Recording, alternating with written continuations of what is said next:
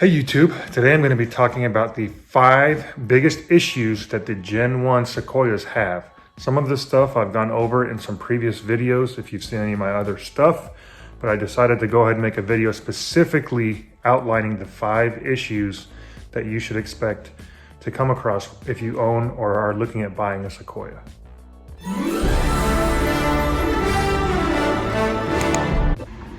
The first major issue is the frame rest issue that is common amongst these first gen Sequoias. So you can see there's a little bit of rust spotting right around here. That kind of stuff is not that big. You don't have to worry about that. But it is a common issue that there was not the correct rust preventative put on the frame on some of these first gen Sequoias. So if you get under and you look and it's just totally shot and there's holes, you know, rust holes, and you could, in some cases you could even touch them and you could start crumbling the frame. So that is the first major issue that you must be wary of when owning or looking at or considering buying a Sequoia.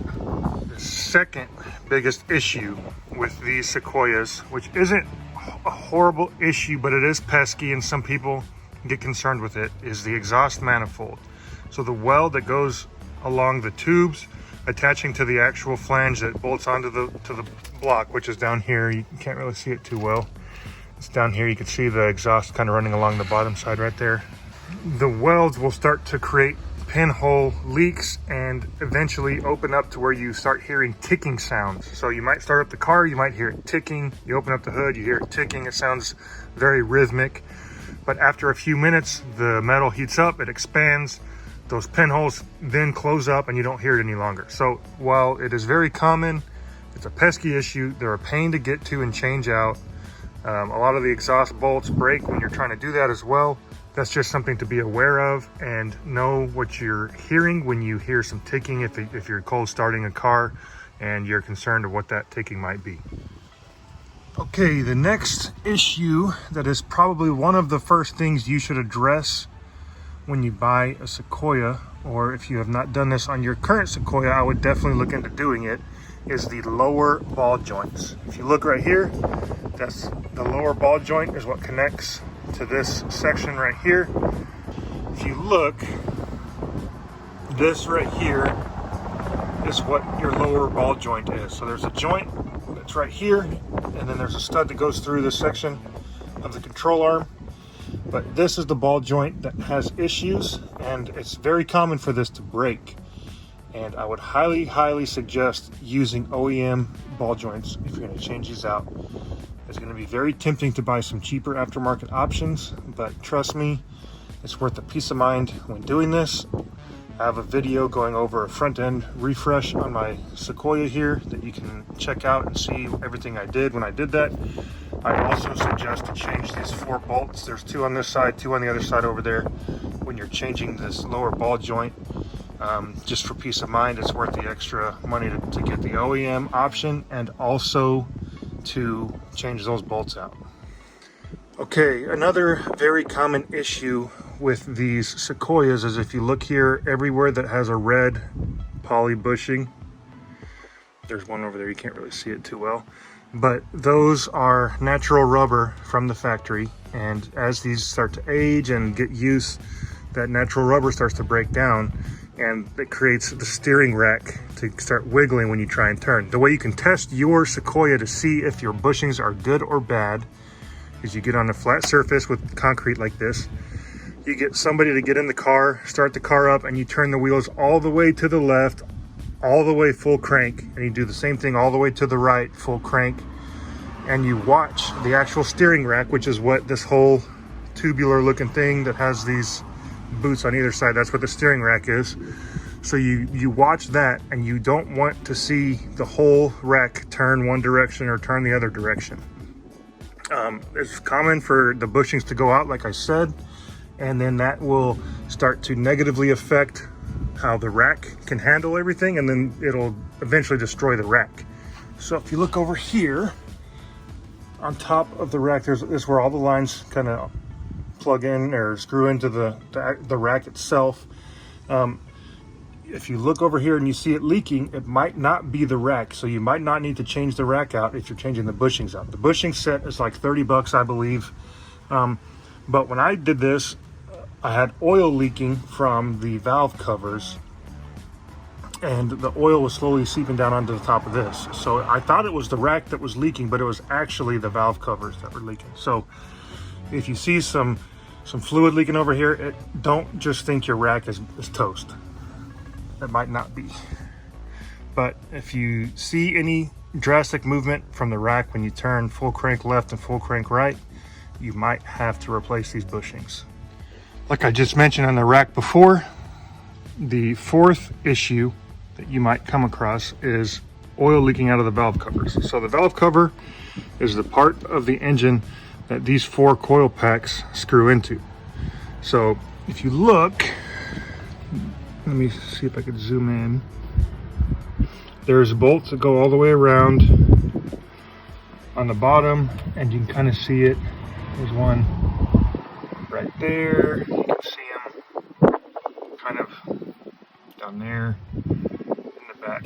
So it's common for that gasket. There's just like a kind of an O-ring that goes around to start to seep oil slowly. It's not the end of the world. You know, it could just affect the overall aesthetics of the engine, and you just don't want to be leaking oil. So that is something to change. That's something that is cheap to buy a replacement gasket. I would definitely get a high quality gasket like a Fel-Pro or OEM setup. I will have a link to the Fel-Pro gasket replacement system that I purchased myself in the description below. But that is the number 4 common issue to expect on these Sequoias. You guys will have to bear with me here. The wind just picked up. But of course, the 5th and final biggest issue with these Sequoias is this rear door latch right here. So there's only one rear door latch on the exterior of the vehicle. There's no interior handle to open up the door. So if this latch breaks, it is a pain to change out. You can see here, so there's a few different options here. The factory one has a little lever that actually opens up the latch that's plastic. That's what actually breaks. They do make replacement ones, which is what I have in here. That is a metal latch like this. And then just recently there's a company that makes automatic or electric controlled latches, so you don't have to worry about this handle at all. But I would highly suggest, if you don't know what you have, to just go ahead and buy the metal version and change it out. It's the cheapest option. And also, when you're opening up the rear door, just open it. Just use the latch to open it and unlock it from the actual clip, and then open up the door separate from pulling on the handle up here like this, because that's what actually puts a whole bunch of extra torque on the lever itself, and it might play into braking. I thought I'd go over some bonus issues that aren't really that bad, but that I just thought they're worth mentioning. The first being is you get some squeak. You know, it's to be expected to get some rattle and squeaking on some older vehicles. But this squeak, I don't know if the one I'm getting is coming from the seats or from this rear latch. I've had people tell me that they did one or the other and it solved their problem. But if you look, I turned, let me zoom in. So this part of the latch was initially up front, and over years and years and years of use of closing the rear door, people said that just kind of started to shear off just a little bit, and it would squeak on the latch on the door itself. So what I did is I just undid these 2 bolts, turned it around, did that. And I also have some dry graphite lube that I spray on this right here. I spray on the latch itself. You can see it's kind of white, you know, it dries white like that. So I spray it up in the latch right there. I spray it right here. And then I also spray the graphite lube on all the little sections right here, as well as the actual metal part that it latches onto. So after doing that, it seems to solve the squeaking for a substantial amount of time. If I start to hear it again, I'll just come through and hit all points of interest with the lube again, and it's good for quite a while again after that. Another bonus tip on something that's pesky is the lack of aftermarket support for the Sequoias.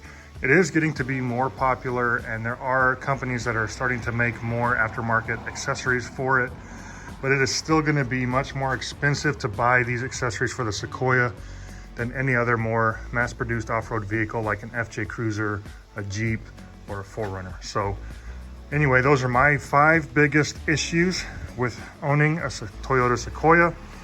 If you have any other common issues that I did not outline, leave them in the comments below and you might help somebody else out who might be looking through the comments here. These are just the issues I've had that have been very common, that I've found other people quite commonly have the same issues, but there might have been some that I missed. So I hope this helped you guys out. If it did, please hit that like and subscribe button, comment on the video, let me know what kind of content you like watching, let me know what kind of content you want me to make, and I will get to doing that. Also, I have most of the video finished for this front bumper. I do still have to make some small adjustments to get the winch installed, which is what I'm waiting for to release that video. So if you are waiting for that, trust me, I'm working on it. It's coming soon. I've been extremely busy here, but it is coming soon. So hope you guys enjoyed the content. And like always, I hope you're having a great day and keep on enjoying life. Thanks for watching.